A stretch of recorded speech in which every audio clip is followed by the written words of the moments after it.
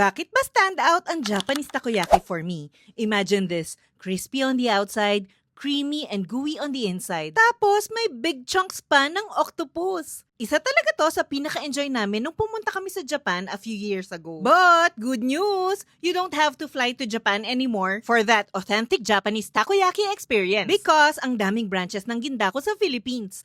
I went to their SM North EDSA branch for a full takoyaki mukbang. And honestly, ang vibe, very Japan. Chill, cozy, and ang bango ng freshly made takoyaki. Plus, ang saya panoorin habang ginagawa nila fresh ang orders. And hindi lang pala takoyaki ang meron dito. They also have rice bowls, so pwede pang lunch or merienda. Pero let's be honest, takoyaki talagang pinunta ko dito. They have 4 flavors, original, mentai cheese, teritama, and triple cheese. First, one of my favorites, teritama. It has teriyaki sauce, Japanese mayo, bonito flakes, and freshly made egg salad. Yung egg salad really balances the flavor, super sarap. But if you're a cheese lover like me, you have to try the triple cheese takoyaki. It has mozzarella, red cheddar, and parmesan over that crispy outside and fluffy creamy center. It's rich, cheesy, but hindi nakakaumay for me because of the ginger and savory sauce. And the cheese just makes everything even better. So, kung nag-crave ka ng crispy, gooey, authentic Japanese-style takoyaki,